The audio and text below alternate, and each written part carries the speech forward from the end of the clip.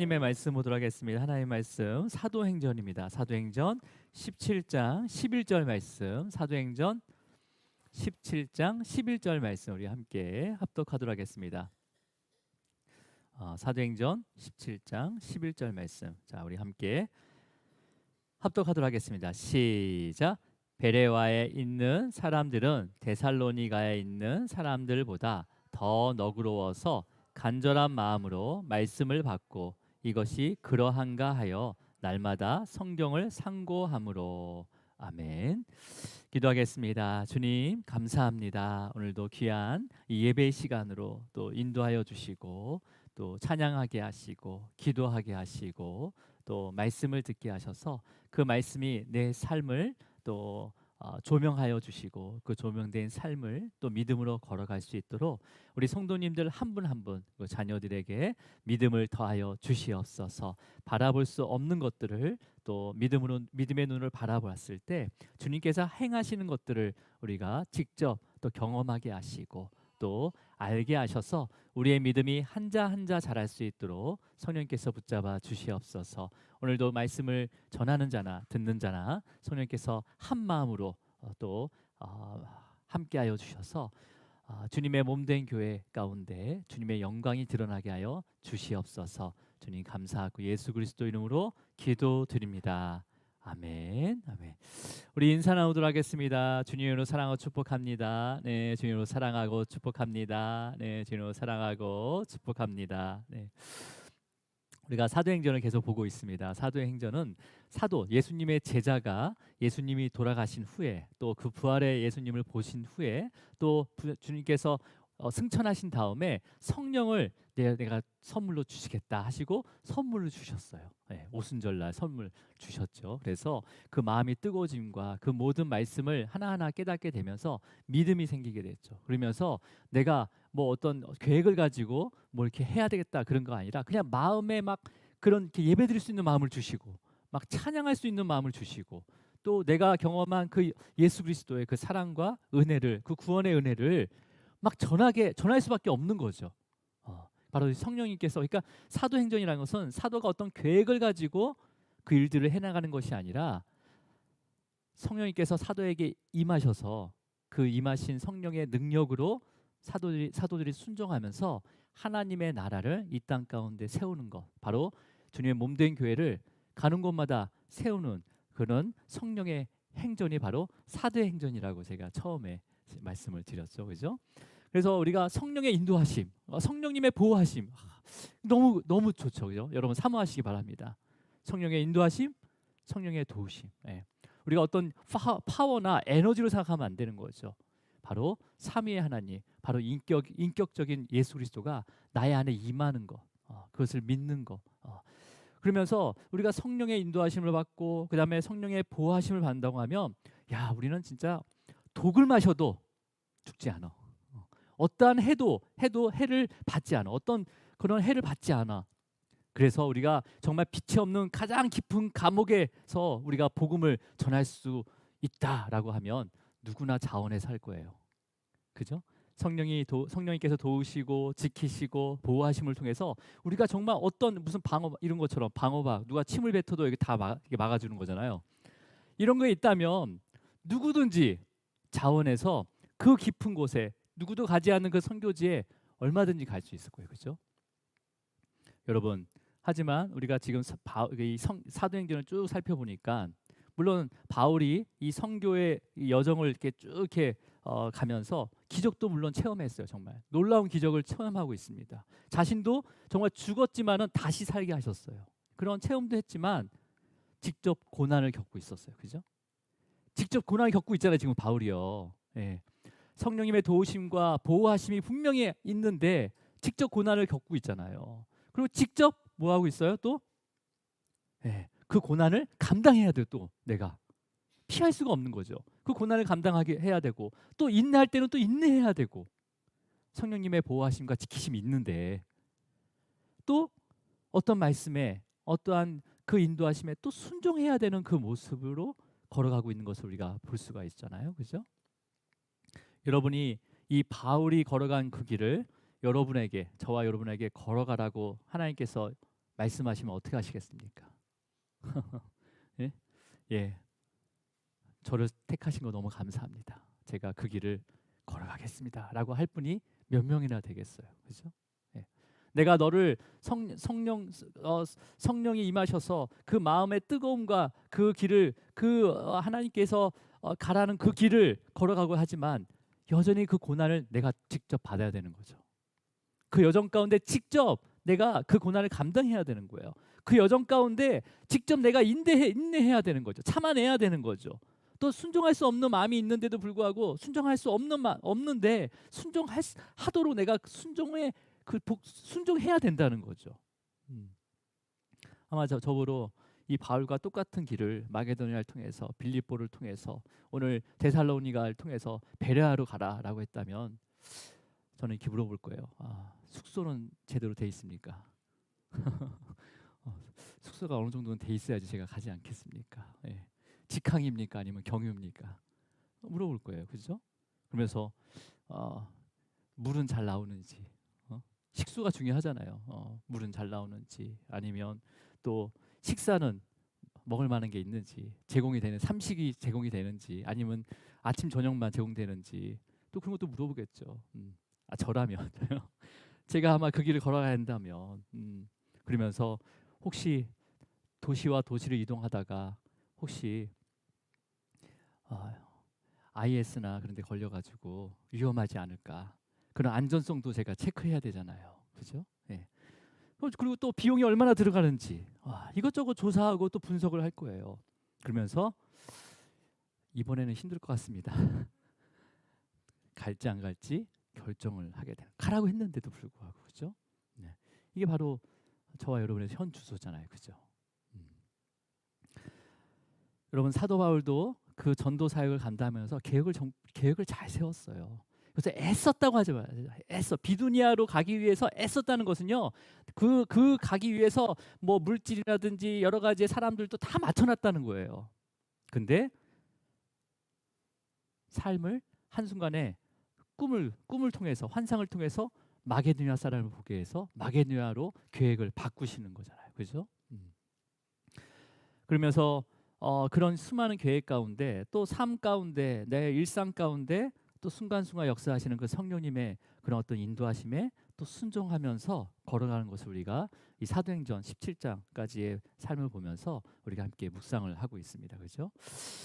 그래서 2차 전도회, 세 번의 전도 여행을 하는데, 이 두 번째 전도 여행은 터키 지역을 원래 계획을 하고 있었는데 유럽으로 하나님께서 옮기시잖아요. 그러면서 그 전에 그 사역을 멤버를 구성할 때 자기를 세우고 자기를 이렇게 선교의 그런 사역을 감당할 수 있도록 직접 키운 거죠. 이 바나바와 싸우게 되잖아요.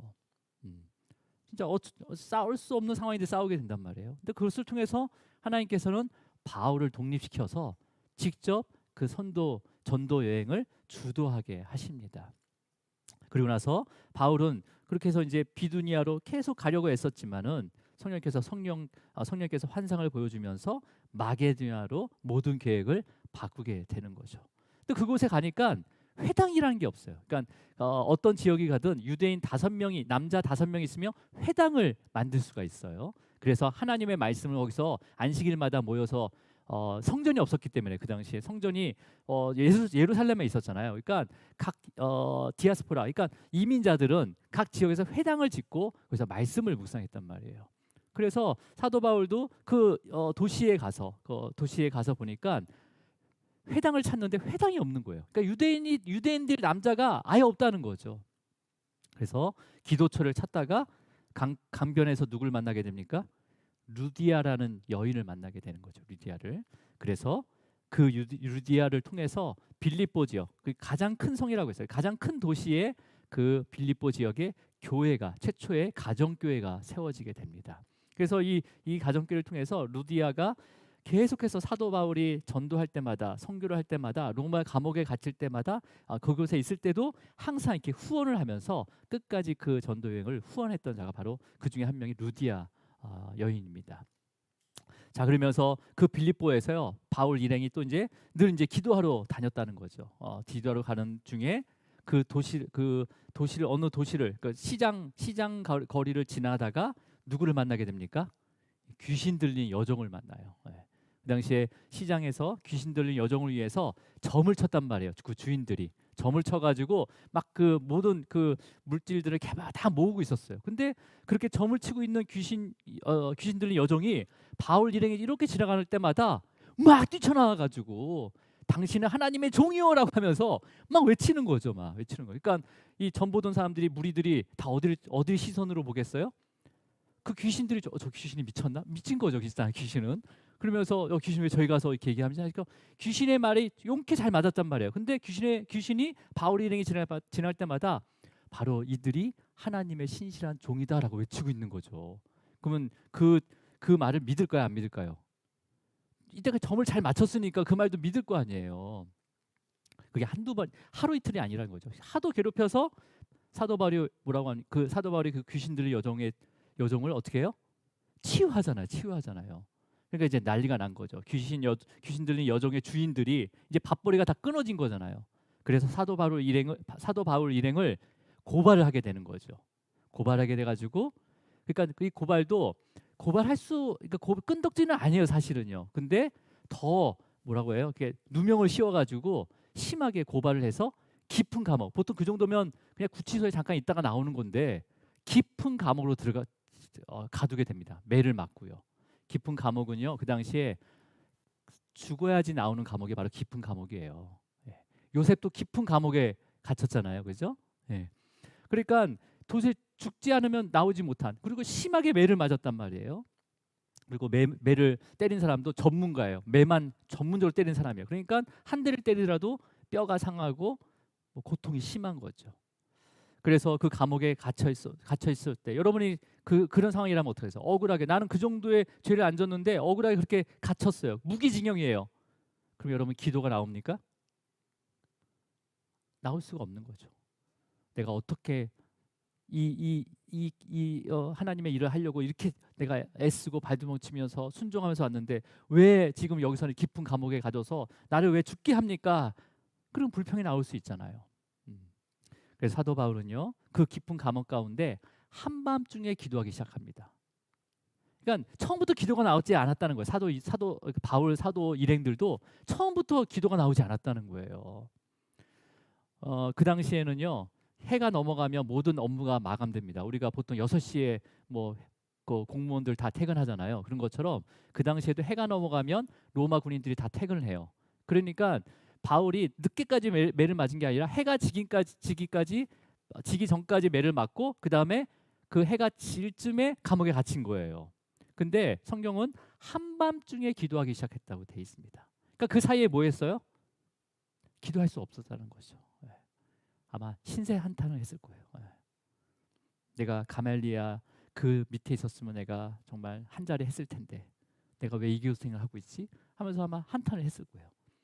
근데 한참을 그렇게 한탄하다 보니까 성령께서 역사하시는 거죠. 그래서 기도 가운데 하나님이 이곳에 오게 한 이유가 분명히 있을 거야 라는 것을 깨닫게 되면서 이제 찬양으로 바뀌는 거죠. 불평이 그 불만이 찬양으로 바뀌기 시작하는 거예요. 예. 여러분, 어쨌든 여러분이 어려움을 당할 때는요, 무조건 주님의 자리로 나오시기 바랍니다. 그래서 그 자리에서 그냥 부르짖으세요.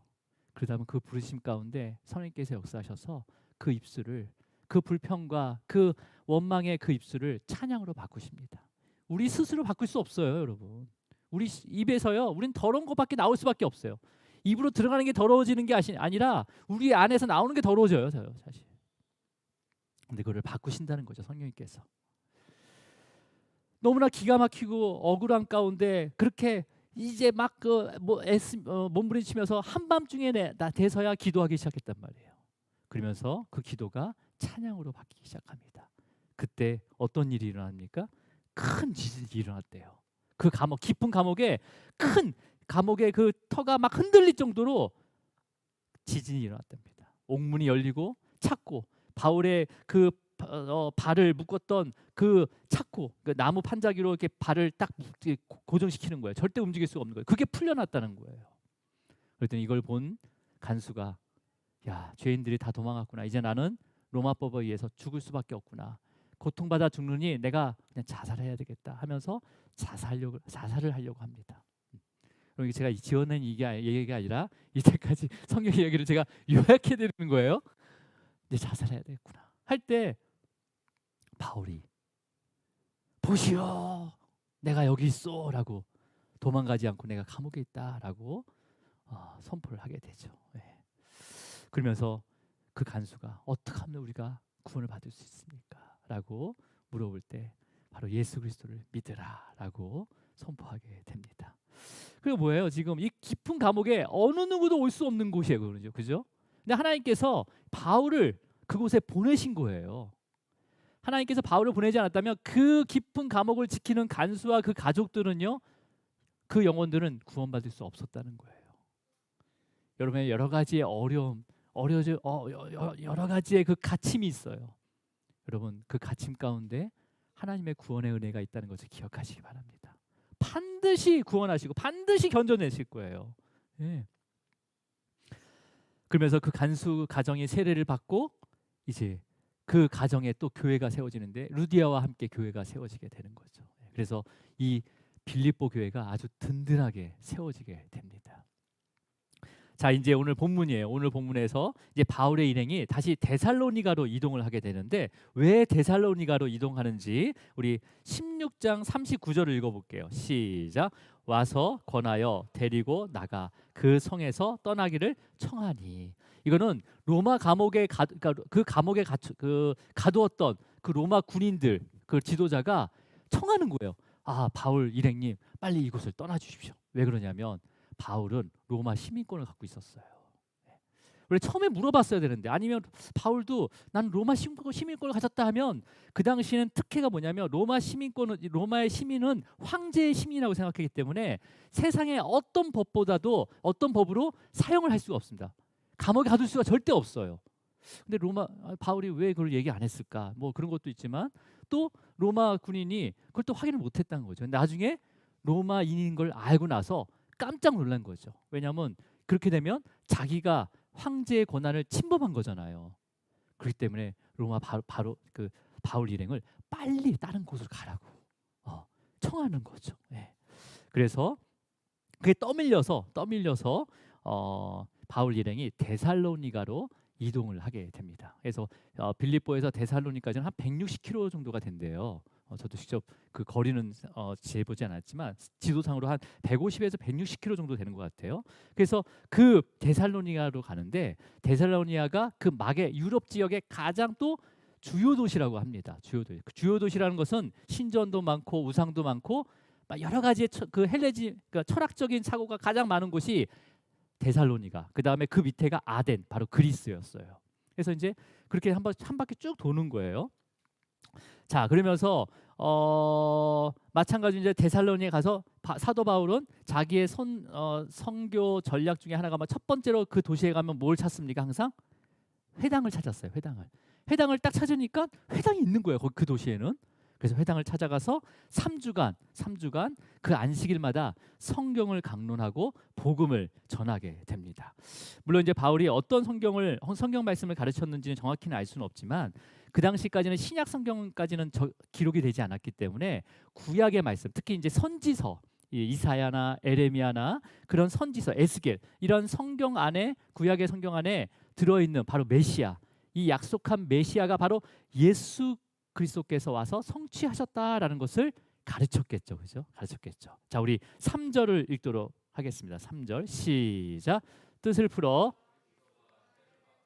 죽은 자 가운데서 다시 살아나야 할 것을 증언하고 이르되 내가 너희에게 전하는 이 예수가 곧 그리스도라 하니. 지금 회당은 구약의 말씀, 율법을 아주 잘 가르치는 서기관도 있었고 유대인들도 있었고, 또 이방 도시에 세워졌기 때문에 이방 사람들도 궁금해서 그 회당에 찾아오는 사람들이 있어요. 왜냐하면 그 이방 도시는 그 당시에 헬레니즘 문화이기 때문에 지식에 대한 갈급함이 되게 많았단 말이에요.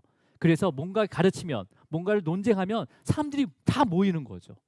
다 모여서 서로가 자기가 생각하는 말을 나누고 토론했던 거예요. 그래서 회당도 그런 토론의 장소로 생각하고 많은 이방인들이 모여서 그 회당에서 하나님의 말씀을 이렇게 들었다는 거죠. 근데 어느 날 바울이라는 사람이 와서 예수 그리스도를 전하게 되는 거죠. 예수 그리스도를. 그것도 그 말씀에 그 계시한 바로 그분이 바로 예수 그리스도다라는 것을 전하게 되는 거죠.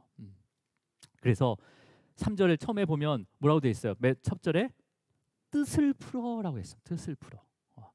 영어 성경에는요, explain이라고 써 있어요. 다른 영어 성경은 open이라고 되어 있습니다. 그러니까 열어주셨대요. 그러니까 밝혀주셨다는 건데, 이거는 열어서 주장하다라는 의미를 가지고 있는데 수동의 의미를 갖고 있습니다. 수동. 그러니까 어떤 거냐면 깨닫게 하셨다는 거예요. 바울이 뜻을 풀어서 얘기해 준 게 아니라, 내가 뭐 이걸 막 설명해서 하는 게 아니라 내가 막 선포를 하고 있으니까 그 마음 가운데 이게 이런 뜻이었구나 하면서 성령께서 역사하셔서 깨닫게 하셨다는 거예요. 깨닫게 하셨다는 거예요. 여러분, 이건 사도행전의 저자 사도 누가가 잘 사용하는 구절이에요. 그러니까 뜻을 풀어서라는 거. 오늘 이 본문에도 나오지만 누가복음, 이 사도 누가가 기록한 누가복음에도 마지막에 나오거든요. 어떤 사건에서 나오냐면, 누가복음의 마지막은 어떤 거냐면, 부활하신 예수님을 믿지 못하고 엠마오로 낙향하는 제자 두 명의 이야기가 기록이 돼 있습니다. 그러니까 예수님을 믿는다고 끝까지 갔는데 예수님이 십자가에서 죽으신 거예요. 네. 그러니까 내가 따랐던 스승이 죽었으니까 이제는 끝난 거잖아요. 그래서 이제 엠마오라는 그곳으로 자기 고향으로 내려가게 되는 거죠. 근데 그때 누굴 만납니까? 바로 부활하신 예수님을 만나게 되거든요. 근데 알지 못하는, 그 사람이 예수님인지를 모르는 거예요. 그래서 그 예수님이 구약의 선지자, 그 구약의 말씀을 쫙 풀면서 바로 그 구약의 선지자, 그 예언자가 메시아가 바로 예수 그리스도다라는 것을 알려줍니다. 그때 풀어주셨다라고 이렇게 거기 또 기록이 돼 있어요. 그래서 모세와 모든 선지자들의 글을 시작하여서 모든 성경에 쓴 그 자기에 관한 것, 바로 예수에 관한 것을 풀어 가르쳐 주셨다라고 기록을 하고 있습니다. 이때 풀어 가르쳐 주셨다는 것도 바로 열어주셨다는 거예요. 깨닫게 해주셨다는 거예요. 여러분, 이 성경이 성령의 감동 가운데 사람을 통해서 그 사람의 그런 어떤 그 전 인격적인 부분을 사용해서 기록한 글이에요. 그죠? 계시의 말씀입니다. 그러니까 성령님께서 기록하게 하셨으니까 누가 그걸 정확하게 해석할 수 있어요? 성령님께서 해석할 수 있는 거죠. 자, 그러면서 여러분, 영적인 그들에게 그렇게 풀어주셨을 때 그 두 제자의 마음이 뜨거워졌대요. 마음이 막 울렁거리고 이 느낌이 어떤 거지? 여러분, 그런 느낌 겪어본 적 있어요? 막 말씀을 들었는데 이게 이런 뜻이었구나 하면서 막 울렁거리면서 막 에너지가 솟는 거죠. 그걸 표현을 못해요. 이러한 성령의 역사가 여러분 말씀을 들을 때, 읽을 때 역사하기를 축복합니다. 그것을 갈망하셔야 돼요, 여러분. 언젠간 되겠죠. 그게 아니라 이 말씀을 들을 때, 읽을 때 그런 느낌이 나한테 왔으면 좋겠다, 그런 깨달음이 왔으면 좋겠다라는 것을 갈망해야 됩니다. 갈망해야 돼요. 자, 그러면서 바울이 데살로니가 회당에서 그렇게 풀어서 이렇게 복음을 전할 때 어떤 일이 일어나는지 우리 4절을 17장 사도행전 17장 4절을 읽어볼게요. 시작. 적지 않은 귀부인도 권함을 받고 바울과 실라를 따르나. 그 중에 어떤 사람 곧 경건한 헬라인의 큰 무리라고 합니다. 그러니까 회당 안에 이방인들이 많이 있었다는 거예요. 헬라인 사람들이 많이 있었다는 거죠. 그들이 어떻게 합니까? 바울과 실라를 따른대요. 그러니까 그 가르침을 따르고 있다는 거죠. 그러니까 여러분, 그러니까 이 경건한 헬라인의 큰 무리는 어떤 자냐면, 회당에 들어오면서 나 유대교를 한번 믿어봐야지. 바울 오기 전에 내가 유대교를 한번 믿어봐야지 해서 유대교로 개종을 한 사람들이에요, 대부분. 근데 그 사람들이 회당에 안식일에 와 있었는데 바울이 와서 예수님에 대해서 막 전하는 거죠.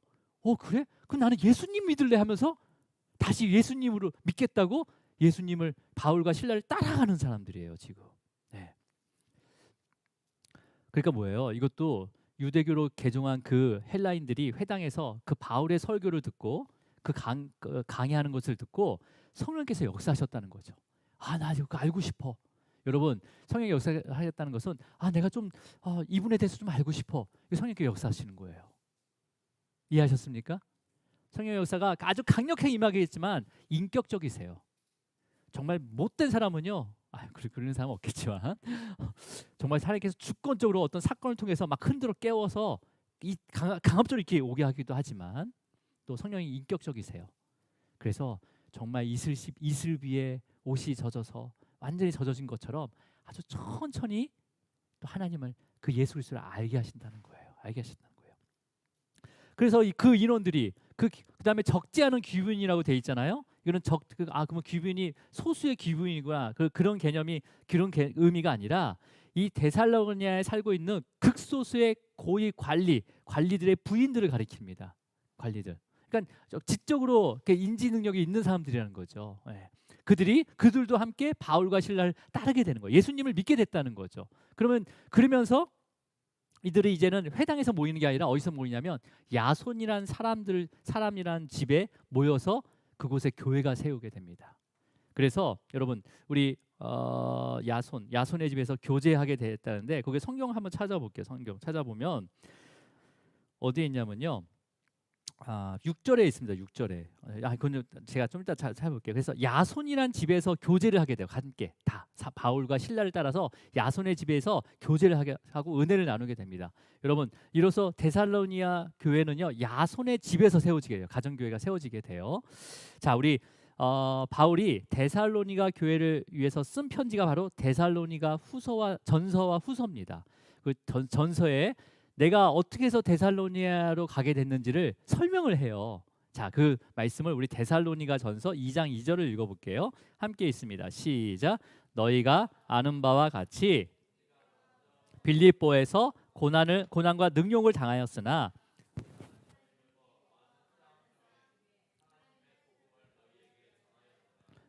그러니까 지금 우리가 아까 쭉 제가 앞에서 말씀한 것처럼 어떠한 그 막 사람들이 막 빨리 가시오. 당신 로마 사람이니까 빨리 여기서 나 떠나시오. 막 하고서 떠밀었는데 이게 다 뭐냐면 하나님께서 인도하셨다는 거예요. 하나님께서 그 빌립보에서 그 깊은 감옥에 들어가기까지 매를 맞고 그다음에 능욕을 당하고 그랬지만은 그런 걸 통해서 어떻게 했다는 거예요?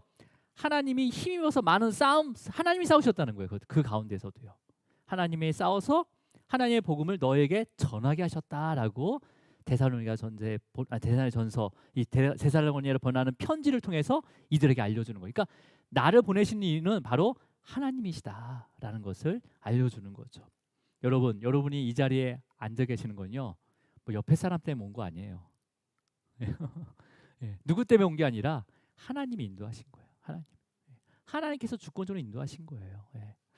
자, 그러면서 빌립보에서 쫓겨나듯이 데살로니가로 도망 와서 복음을 전한 것도 바로 하나님께서 계획하신 거라는 거죠. 자, 그렇다면 여러분 바울 일행은요 이 데살로니가에서 3주밖에 머물지 못합니다. 3주밖에 머물지 못했지만 그러한 그 짧은 기간에서도 그 데살로니가 교회를 통해서 그 지역에 많은 교회가 세워지고 그 복음이 전해지는 중심 교회가 됩니다. 바로 데살로니가 교회가. 자, 그래서 바울 일행이 그러면 데살로니가에서 어떤 핍박을 받았는지 사도행전 17장 5절을 읽어볼게요. 5절 어떤 핍박을 받았는지 시작. 그러나 유대인들은 시기하여 저자의 어떤 불량한 사람을 데리고 때를 지어 성을 소동하게 하여 아손의 집에 침입하여 그들을 백성에게 끌어내려고 찾았으나. 여러분 지금 유대인들이 시기했는데 이 시기가 어느 정도 시기했냐면 그러니까 일반 거리의 깡패를 불러 모았대요. 그러니까 지금 말하면 조직 폭력배를 동원해가지고 선교사들을 찾는 거죠. 정말 어처구니가 없지 않아요? 그렇죠? 하나님을 아는 자들의 유대인들은요. 하나님을 아는 자예요. 그냥 아는 거죠. 믿는 게 아닌 거죠. 그러니까 왜요? 왜 시기한 거예요? 그러니까 그 시기심에 가득 찬 유대인들이요. 그 불량배, 조직 폭력배를 고용해서요. 그 바울 일행들을 잡아두려는 거죠. 어떤 시기심 때문에 그런 거예요, 여러분? 그럼 앞에서 데살로니가에 살고 있는 많은 이방인들이 그 고위 신분을 가지고 있는 수많은 사람들이, 큰 무리들이 회당에 있었잖아요.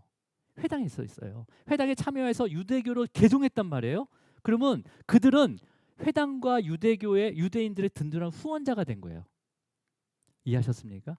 후원자가 된 거예요. 근데 바울이 와가지고 예수 그리스도의 복음을 전했어요. 그랬더니 바울과 실라를 다 따랐어요. 어떻게 따른 거예요? 회당을 나갔다는 거예요. 주로 나갔다는 거예요. 그러니까 후원자가 다 없어진 거잖아요. 그러니까 더 이상 이들은 이제 예수님을 믿게 됐으니까 회당에 안 모이는 거죠. 이제는 그 가정에 모여서 함께 예수 그리스도를 믿고 예배를 드리는 거잖아요. 예. 그러니까 야손이란 집에서 모여서 예배를 드렸던 거예요. 회당에 모이지 않고. 그러니까 자기 성도를 다 뺏겼다는 거죠. 회당에 있어야 될 사람들이. 예. 그래서 그런 것들을 빼앗긴 것에 대해서 시기하고 반감을 가지게 된 거죠. 그걸 더 떠나서 불량배를, 조직폭력배를 동원해가지고 그 성에 큰 소동을 일으키게 됩니다.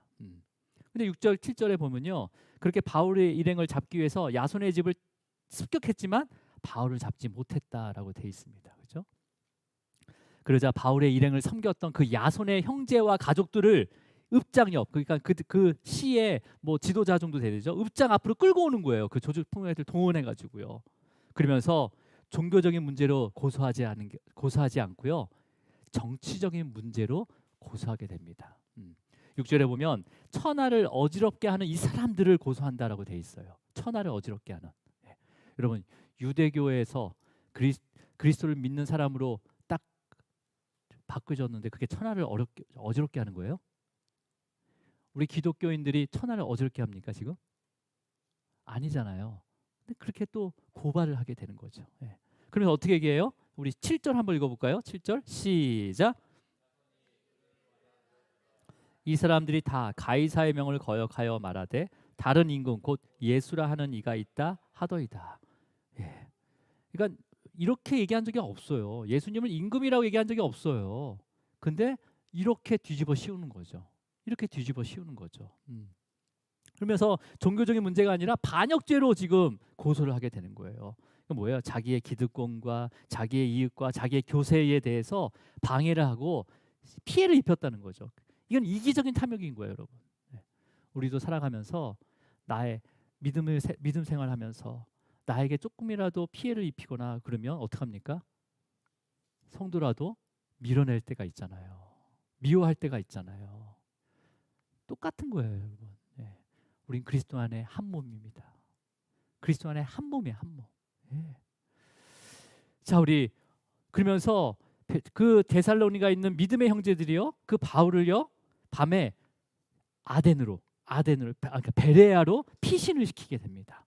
그래서 바울의 일행들은 이 베레아, 이제 데살로니가에서 이제 베레아로 또 다시 도망와서 또 그곳에서 회당을 찾아서 회당에서 성경의 뜻을 풀어서 가르치게 됩니다. 근데 이제 베레아 사람들의 반응을 한번 볼게요. 그 회당에 있는 사람들. 11절, 오늘 본문 말씀 11절입니다. 시작.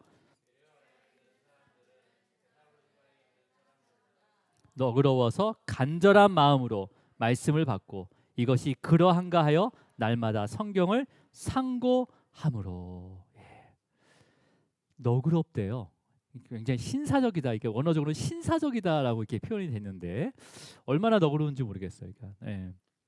그러면서 중요한 건 뭐냐면 간절한 마음으로 말씀을 받는데요. 여러분, 간절한 마음으로 말씀을 받기 바랍니다. 간절한 마음으로. 예. 그냥 목사님 또 무슨 말 하려나 그게 아니라 간절한 마음으로 받으세요. 간절한 마음으로. 그러면서 이것을 그러한가 하여 날마다 성경을 상고한다라고 돼 있어요. 그래서 저는 이게 단어적 의미로는요, 그러한가 하여라고 하는 것은 내가 이 말씀이 정말 맞는 건가 틀린 건가 내가 묵상하고 분석했다고 생각할 수 있지만 그 개념이 아니라 그 말씀이 나의 삶 가운데 비춰지는가, 그 말씀이 내 삶을, 그러니까 그 말씀에 따라서 내 삶을 내가 살아가고 있는가라고 상고했다는 거예요. 그러니까 말씀이 저게 지금 맞는 말씀이야?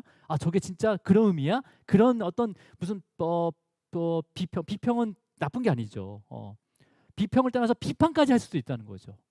비교를 하게 된다는 거죠. 그게 아니라 그 받은 말씀 그대로 내 삶이 그렇게 살아가고 있는지, 아니면 그 말씀대로 내가 살기를 애쓰고 있는지 매일매일 상고했다는 거예요. 상고했다는 거예요. 그러면서 그 결과 어떻게 됩니까? 베레아에서 믿는 사람이 많아지고, 또 헬라의 귀부인과 남자가 적지 않다, 많았다는 거죠. 많았다는 거죠. 예. 여러분 여기서 우리 오늘 말씀에서 가장 중요한 것은 뭐냐면, 이 베레아 사람처럼 간절한 마음으로 말씀을 받으셔야 됩니다. 그리고 이 말씀을 내 삶에 비추어서 묵상해야 되는 거예요. 예. 지난주 우리 주일날 목이 뻣뻣한 백성이여라고 했잖아요. 그 말씀 들을 때 여러분은 그 말씀을 막 딴 사람 생각해서 그 말씀 들을 때 저 사람 목이 꼭 뻣뻣했지. 바로 나를 향한, 내가 얼마나 뻣뻣한, 목이 뻣뻣한 교만한 자임을 먼저 비춰야 되는 거죠. 비춰야 되는 거죠. 예. 그리고 이제 또 딴 사람이 뻣뻣한 분이면 그를 위해서 기도해야 되는 거죠. 왜? 진멸당하니까. 한 형제인데, 한 공동체인데 그를 위해서 기도해야 되는 거죠. 너 뻣뻣하니까 너 죽어봐라 이제 나중에. 그게 아니라. 그래서 그 말씀을 내 삶에 비춰서 묵상하고 그 말씀에 내 삶을 적용하려고 애쓰면서 날마다 성경을 상고하는 사람들이 바로 베레아 사람들이었다는 거예요. 삶과 신앙이 일치하는 삶을 살려고 애썼다는 거죠. 사실 일치하기 쉽지 않습니다, 여러분. 너무 힘들죠. 근데 애쓰는 거예요. 그때 성령께서 역사하시는 거예요. 예. 예전에 교회가 이제 교회 이제 인터넷이 있잖아요, 그죠? 밴드가 교회 그런 사이트가 있는데 그것을 통해서 이렇게 전화하신 분이 있었어요. 그래서 자기 교회는 이 지역에 살고 있지만 자기가 섬기는 교회는 되게 멀다고 하시더라고요. 그래서 새벽 예배 때 와서 예배드리고 또 기도할 수 있냐라고 이렇게 문의를 해왔어요. 그래서 괜찮다고, 얼마든지 오셔서 함께 예배드리고 또 기도하시라고 제가 이렇게 전해드렸습니다. 그래서 이제 그분이 이제 새벽 예배에 오셨어요, 진짜. 오셔가지고 감사헌금을 먼저 올리셨는데 그 내용이 귀한 말씀 감사드립니다라고 올리신 거예요. 저는 한마디도 안 했거든요. 그러니까 말씀을 아직 듣지도 않았는데 귀한 말씀 감사합니다라고 이렇게 감사헌금을 올린 거예요. 제가 그때 그걸 보고 되게 너무 부끄럽더라고요. 사실 저는요, 제가 사역자라고 하지만 어떤 목회자 세미나라든지 그 선배 목사님들의 그 설교를 들을 때마다 그 말씀을 나에게 주시는 그런 하나님의 말씀으로 들을 때도 있지만, 어떨 때는요, 왜 저걸 저렇게 말씀하시지? 제가 판단하고 있더라고요. 그 말씀 그냥 듣고 내 삶을 조명하면 되는데 그걸 판단하고 비판하고 있더라고요. 어떻게 설교하느냐 보자, 지켜보자, 그런 교만함이 있었던 거죠. 그런데 이분은 우리 교회에 처음 나온 분이시고 아직 말씀을 듣지도 않았어요. 설교를 듣지도 않았어요. 근데 그 말씀을 듣게 하셔서 감사합니다라고 그런 믿음을 갖고 있는 거죠. 믿음을 가진 거죠. 그러니까 베레아 사람처럼 간절한 마음으로 말씀을 받고자 하는 모습이 있었던 거예요. 이러한 마음이 여러분에게 충만하길 축복합니다. 예. 여러분, 이러한 간절한 마음을 가지고 있는 자를 하나님께서 그냥 놔두시겠어요? 그냥 놔두시겠어요? 어떤 문제를 가지고 왔는지 모르지만, 어떤 환경 가운데 처해 있는지 모르지만 하나님은 이미 아시고요. 이 땅에서도 분명히 하나님께서 그 상황에서 건져 주시고 그 상황에서 그 필요한 것을 공급하여 주시고 회복해 주신다는 거죠. 이런 간절한 마음에 있다면. 사도 바울은 데살로니가에서 3주밖에 사역을 못했지만 이런 그 불량배들에 의해서 핍박을 받아서 예상치 않았던 베레아로 피신했지만 그곳에서 복음이 선포되고 있는 거잖아요, 그죠? 예. 여러분, 근데요, 또 놀라운 것은요, 데살로니가에 있던 그 유대인들이요, 사도 바울이 베레아로 갔더라라는 소식을 듣고요, 베레아까지 쫓아옵니다. 아주 즐겨요. 여러분, 사탄은요, 우리를 끝까지 우리를 공격하고 유혹합니다. 예. 우리가 깨어 있어야 되는 거죠. 그래서 베레아에서도 바울이 하나님 그 예수 그리스도를 복음을 전한다는 소식을 듣고요. 그 무리들이 시기했던 무리들이요. 그곳까지 와가지고 소동을 일으키는 거예요. 근데 또 하나님께서는 또 그 베레아 사람들을 통해서 바울을 아덴으로 떠나게 합니다. 지금의 그리스죠. 아덴으로 떠나게 되죠. 예. 여러분, 이 아덴은요 그리스 중에서 가장 우상이 많았던 곳이에요. 가장 철학적인 도시가 바로 아덴, 바로 그리스란 말이에요. 거기에 누가 있었습니까? 그 소시 있었잖아요. 소크라테스, 아리스토텔레스. 그런 사람 다 여기에 있었던 사람들이에요. 그곳은요 어떠한 빛도 비추지 않았어요. 가장 깊은 감옥이 바로 이 아덴이라는 곳이었던 거죠. 그러니까 하나님께서 어떻게 인도하는 거예요? 네, 아덴으로 인도하고 있는 거잖아요. 빛의 자녀를 아덴으로 인도해서 그 아덴에 그 복음의 빛을 비추기 위해서 그 유름의 중심인 그 복음을 전하게 하시고 있는 거예요. 지금요. 여러분 삶이요. 여러분의 삶 그 여정 가운데 하나님께서는요. 여러분을 빛으로 사용하십니다. 빛으로 사용하시는 거예요. 예. 가장 깊은 곳에 빛으로 사용하시기 위해서 지금 하나님께서 만들어가고 있다는 것을 기억하시기 바랍니다. 예. 여러분 말씀을 정리하면요. 우리가 말씀을 들을 때 분석하고 비판하는 것이 아니라 그 말씀을 먼저 나의 삶에 비추시기 바랍니다. 그 삶을 비추고 또 그 말씀대로 살려고 또 적용하려고 애쓸 때 성령님께서 함께하세요. 예, 함께하세요. 예. 저희 사역자들 우리 또 배강도사와 또 저와 하나님의 말씀과 그 예수 그리스도의 복음을 잘 선포할 수 있도록 베레아 사람처럼 물론 매일 말씀을 깊이 연구하는 것뿐만 아니라 먼저는 이 사역자들도 우리의 삶에 비춰보면서 또 적용하면서 또 함께 기도하고 또 묵상하며 가르칠 수 있도록 힘쓰겠습니다. 그래서 사역자를 위해서 더 많이 기도해 주시기 바랍니다. 더 많이 주시기 바랍니다. 그래서 성령님께서는요 이 교회의 모든 지체를 하나하나 다시 말씀 위에 세우실 거예요. 말씀에 세우시고 주님의 뜻 안에서 하나 되게 하신다는 거죠. 우리가 아무리 하나 되려고 해도 하나가 될 수가 없어요. 뜻이 다른데 어떻게 하나가 될 수 있어요? 뜻을 하나로 만드신다는 거예요. 예. 그리고 여러분에게 각자에게 맡겨주신 크고 작은 사명들을요 또 감당할 수 있도록 은혜를 내려주실 것을 믿으시고 또 한 주간 승리하기를 주님을 축원합니다. 기도하시겠습니다. 주님 아버지 감사합니다. 우리가 계획을 할지라도 그 모든 것들을 그 계획을 이루시고 인도하시는 분은 바로 하나님이심을 또 성령님이심을 또 알게 하심을 감사합니다.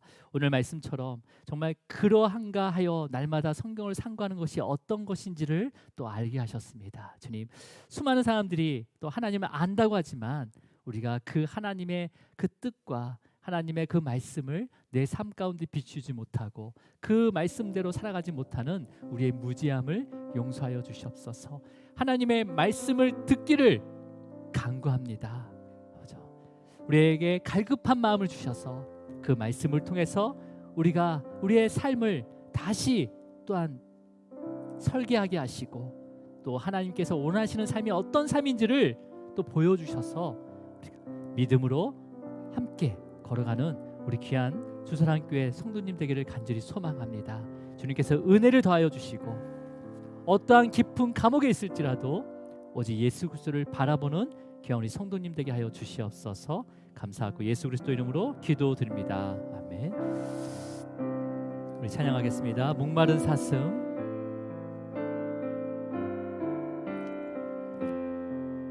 우리가 말씀을 들을 때 또 말씀